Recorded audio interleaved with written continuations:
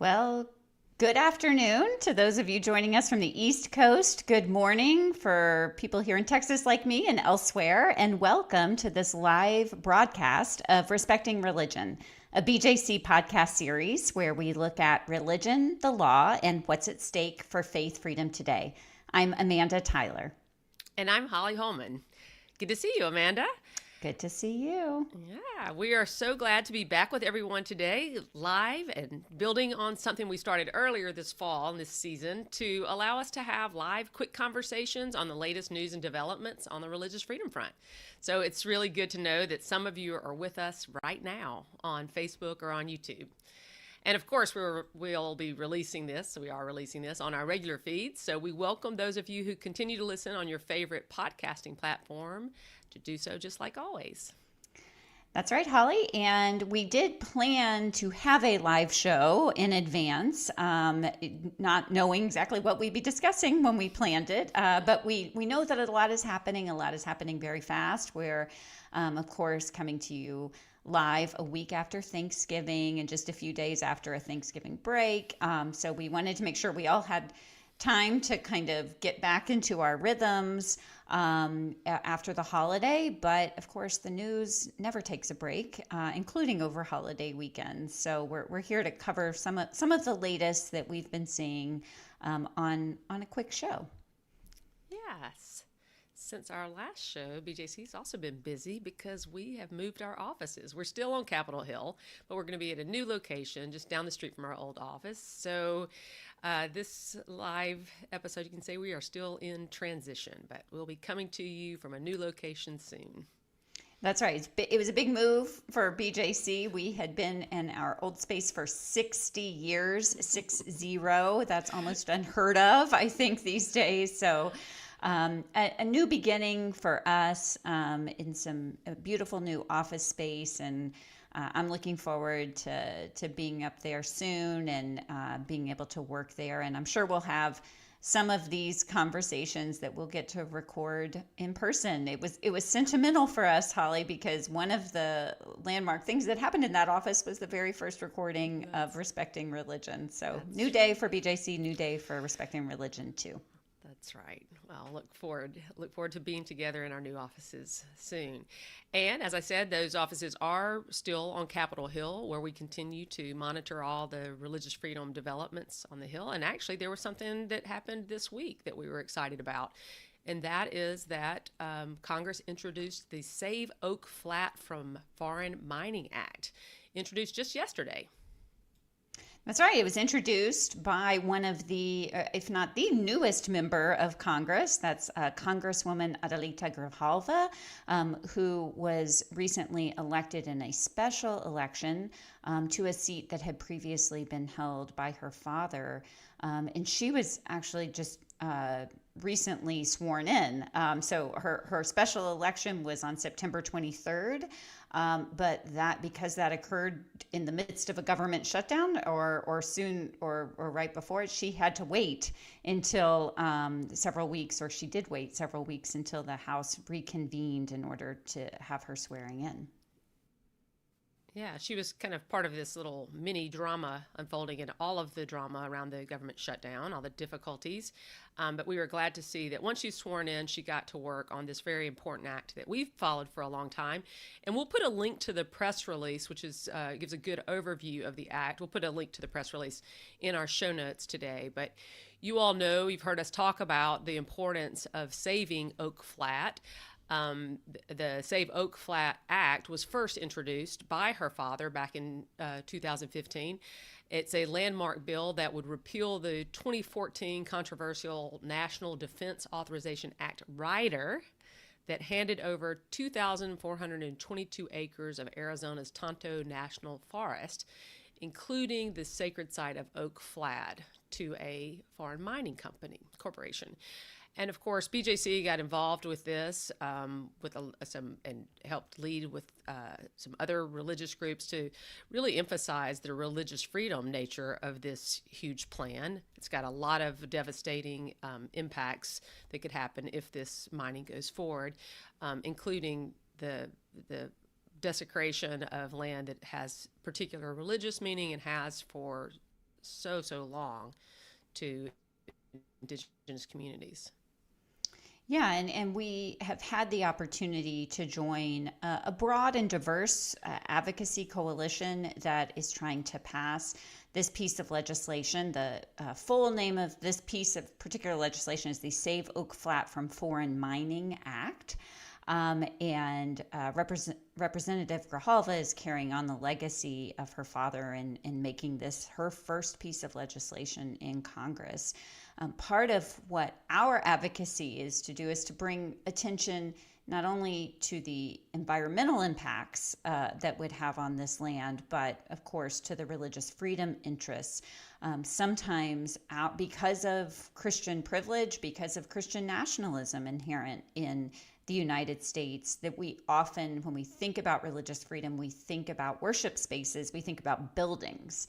But for Indigenous neighbors, many Indigenous neighbors, it's not just the building, it's the land itself that holds this special, this special and unique importance for religious freedom.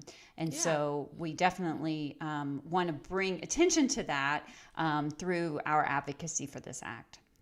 Yeah, and Amanda, I was glad that you were quoted in the press release that we will put in the show notes, saying that sacred land without a steeple is no less deserving of protection than a big steepled church in the heart of downtown. And too often the U.S. has failed when given opportunities to protect the religious freedom of our indigenous neighbors. But this is a chance to get it right and to make the promise of the First Amendment a little truer for us all. So that was well said, and we look forward to continuing to support this important act of Congress. And we'll link in show notes a link to our website where we have lots of information. We also have talked previously that there was an opportunity to accomplish some of these same goals through litigation. But unfortunately, as we've noted before, over the dissent, a really powerful dissent of Justice Gorsuch, the Supreme Court declined to hear a case that would have also taken up the religious freedom arguments here. So it's up to Congress, and we'll be joining that large coalition in pushing for the passage and eventual, hoping signing of this act into law.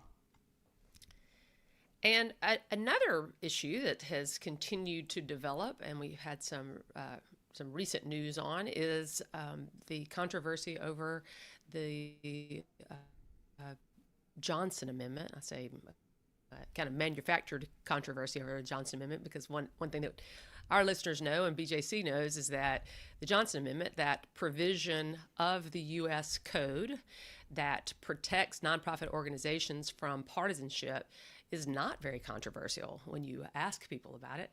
But we have addressed the Johnson Amendment many times on this show, and BJC has long supported its validity and being upheld. But recently, actually just on November 20th, 13 members of Congress, 9 representatives and 4 senators, reaffirmed their commitment publicly to the Johnson Amendment. As we know, they did this because there is ongoing litigation that threatens to upset the Johnson Amendment and how it is interpreted.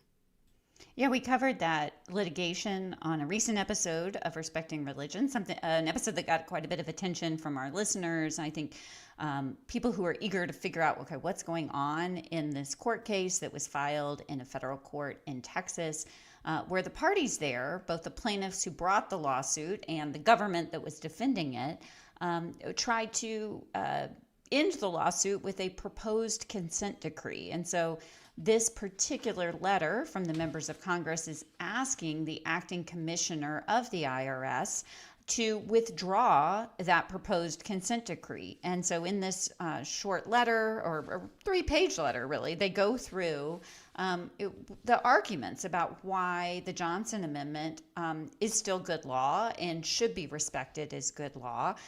They invoked, in the very first sentence of their letter, the late great Congressman John Lewis, who, and they note, was an ordained Baptist minister and a hero of the civil rights movement, and how he had advocated both in 2017 and in earlier attempts to change the law. He had advocated about why it was so important to keep religious spaces free from the influence of partisan campaign politicking. Yeah, I mean, he basically always did a great job emphasizing what we know makes common sense and what the Johnson Amendment then codified as explained in this letter from members of Congress, and that is that nonprofit organizations should be serving their charitable purposes and should be protected from the partisan influences of political campaigns for office. And what I really like about the letter coming from members of Congress is that it emphasizes a point, Amanda, that you and I always make really clearly, which is not only is this a legitimate law that we know serves a very vital purpose in protecting houses of worship and other nonprofit organizations, it can't be changed. It shouldn't be changed. It can't be just changed on a whim or by a couple of private parties in litigation. Instead, if you want to change it, bring some new legislation to Congress, which this letter reminds us has been done a few times, always to then fail in Congress because these changes are typically unnecessary and unwanted and would do great damage to houses of worship and other nonprofits. That's right. So, despite this, I think very well-written letter, so far the IRS has not changed their decision, and so there was a hearing that was held just a couple of days before Thanksgiving on November 25th in a federal courthouse in Dallas, and it was heard from a federal judge who's actually from the Eastern District of Texas. And so he was holding a hearing to consider arguments about whether to accept this consent judgment. At the hearing, he did not grant the motion. In fact, he asked for some additional briefing, wanted some additional information. And so as we have our conversation here today, we're awaiting a decision from that federal judge. And of course, we'll be bringing updates as we can to the Respecting Religion audience about what's happening. In the meantime, we think it's really important to continue to raise public awareness. Of course, we are raising public awareness on Respecting Religion, Holly, but also in the greater public. And so I had an opportunity to submit an opinion piece to my hometown newspaper, the Dallas Morning News, that published an opinion piece on the day of the hearing about why we should be paying attention to what's happening in this court case and what the ramifications could be for not just the parties in this case, but if it were to signal a larger change in policy from this IRS, and what negative impacts that would have, particularly on houses of worship. Yeah, I'm glad you got that piece out there, Amanda, because while I think most churchgoers understand and know this is important and don't want to see their houses of worship taken over by partisan influence, the impact on the greater sector, nonprofit sector, is something that some people may not have considered yet, and it's vitally important. So we will continue to do that, and we will continue to urge houses of worship and other nonprofits to do the good work that they do and avoid these influences that could fundamentally harm their mission. So we'll link in show notes to the statement that we put out praising the members of Congress, as well as the opinion piece, and we'll continue to keep our dedicated webpage for this updated, bjconline.org/Johnson Amendment, where you can go and find out the latest about what's happening with this particular provision of the tax code and how it's being interpreted for nonprofits. And also breaking news to talk about on our live episode today is that you may have heard or seen in the news there is new litigation about 10 Commandments in public schools. You might be saying, new? Wait, don't we know about this? Of course we know about it. We've been talking about it. It's been going on for a while, but it continues. There is more litigation to oppose the unconstitutional requirement of posting the 10 Commandments in every public school classroom. This is legislation that was first passed in Louisiana and found unconstitutional there, then passed in Texas and found unconstitutional there, passed in Arkansas and unconstitutional there. But because Texas, Amanda, your home state, is such a big and diverse state, I guess, and you have a very aggressive AG, it's taking multiple lawsuits there. So it's quite complex and continuing to develop. Yeah, we've been talking about 10 Commandments litigation and legislation for a while now, Holly. Way back in 2023, Texas tried to be the first state to pass this law, and we talked about that effort in 2023. And I think that Texas still has hard feelings that they weren't the first state, that Louisiana was the one that got beat them to the governor's desk with the bill to sign. And so there is a lot going on in Texas. There have now been 3 different lawsuits filed to challenge. And this third lawsuit, a lawsuit that was just filed this week on December the 2nd, is a class action lawsuit.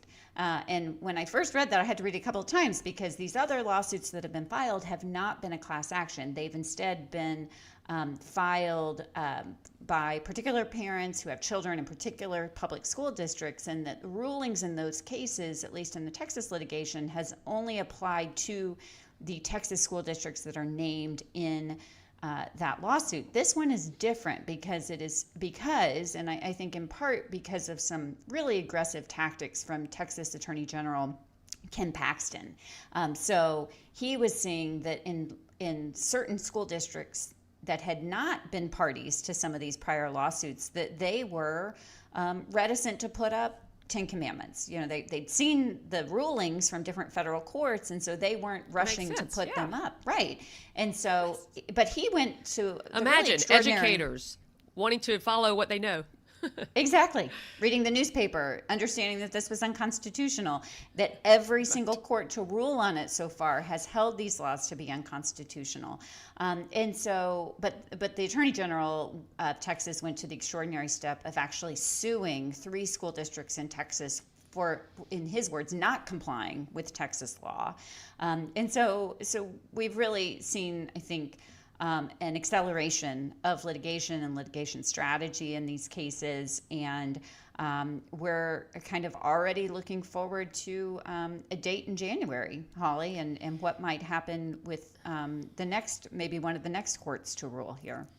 Yeah, so interestingly, the Fifth Circuit, which is a circuit that both Texas and Louisiana are in the federal court system, the Fifth Circuit is going to have an en banc hearing review where they have the whole Fifth Circuit reviewing the Louisiana case that we've talked about. That was, as Amanda mentioned, the first one, or we mentioned it's the first one, and where BJC filed a brief in the Fifth Circuit, that case, the Louisiana case, it's going to be reviewed by the Fifth Circuit en banc, and the court is on the same day in January going to review the Texas cases. So it's all going to be in front of this extended Fifth Circuit, and there's a lot of briefing. There are a lot of different arguments being made. As we know, as listeners know, there are many reasons that that the court could find that this kind of legislation is unconstitutional. But I'll just mention a couple for us today, just as reminders as this goes up and we continue to follow it. And the first one is that the Supreme Court has squarely held that it's unconstitutional in the case of Stone v. Graham back in 1980. So it's a really aggressive tactic by these legislatures to pass this law in direct violation of Supreme Court precedent. And that's one of the arguments we're going to hear. But what we always like to emphasize at BJC is just the fundamental difference between the role of the government and the role of religious institutions in forming people in their faith, in deciding what scripture is holy and important in practicing the faith, and in kind of giving religious guidance, and all the different ways that religion is active in our lives and our communities. Is something that really is the primary job of individuals in religious communities. And this is just a bold attempt by government to get kind of way out of their lane. Yeah, and I think it's really interesting that a number of the plaintiffs in these cases, we all wear a lot of different hats and have a lot of different roles in our communities. And a number of these plaintiffs are not only parents of students in public schools, but also clergy members themselves. And so they can really speak very personally to the different roles that they see of religious institutions and of public schools. I think it's a great example of religious people who are engaging in advocacy, and in this case, in a really extreme version of advocacy, of actually being plaintiffs in a lawsuit. And I'll just say very personally, very grateful, especially in this environment, for these people who are really giving of themselves and holding themselves out as named plaintiffs in these different lawsuits. It is a very bold move to try to ask courts to overturn established precedent in these religious freedom cases. And of course, a lot of court watchers believe that one or more of these cases will eventually end up in the U.S. Supreme Court, and the U.S. Supreme Court will be asked to review this old and established precedent from 1980 on Ten Commandments and the posting of them in public schools, and whether that violates the First Amendment. Yeah. Well, we certainly welcome the activism of people from all different religious traditions in this debate, and appreciate some of those Baptists reminding people of our fundamental commitment and kind of why we are the way we are. And they've been active in these cases. And we'll be following this litigation. We'll continue to do our advocacy as BJC in the courts. And I'm sure we'll be back to this subject later. And in the meantime, we will post a very good roundup about this legislation from the Texas Tribune. We'll put that in our show notes. Yeah, so something else happened this week, Holly. I'm sure I knew because of my email inbox. Maybe you did too, but it was Giving Tuesday this Tuesday. And I think all of our email boxes were full with so many nonprofits who took the opportunity to share about the good work that they're doing and inviting people and giving people ways to support it. So just wanted to pause with a moment of gratitude to the many people who supported our work at BJC this Giving Tuesday, and I know we'll continue to be making contributions at the year end. Because when a lot of people do their charitable giving. And so, if you listen to the end of our shows, if you listen to our close each week, we end our shows with a request, and just wanted to say again how much your support can fuel the advocacy and the education that we do at BJC and all of our myriad ways that we do our work, including our ability to bring you these conversations on respecting religion. We spend a lot of time and energy putting in effort into these shows. We think it's a worthwhile way to share information and have conversations and engage on these topics. So if you enjoy these shows and want to continue to support them with a year-end contribution, we would be so grateful. And so we're going to put a link in our show notes, and you can give through that link. And if you give particularly through that link, we know that you are supporting this show because you enjoy these conversations and want to support them. Yeah, it's one way that we get to interact with you. We always love hearing from listeners and invite your feedback and appreciate your donations. So also make sure to subscribe if you don't already. If you're listening, you're like, hey, I need to make sure I don't miss these shows. Yeah, we'd love for you to subscribe. We have 2 more shows before the end of this year, including an upcoming show on religious liberty in the military, an area that we want to address because, of course, it's been in the news a lot recently. And with that, we're at the end of this episode of Respecting Religion. Thanks for joining us for this live show. We hope you have a great day. And next week, we will be back with another episode on Thursday. For more information on what we discussed and a transcript of this program, visit our website at respectingreligion.org. You can learn more about our work at BJC Defending Faith Freedom for All by visiting our website, bjconline.org. Plus, you can send both of us an email by writing to respectingreligion@bjconline.org. You can find clips of this show on social media. We're at BJC on the Hill, and you can follow me on X, Blue Sky, and Threads at Amanda Tyler BJC. Join us on Thursdays for new conversations respecting religion.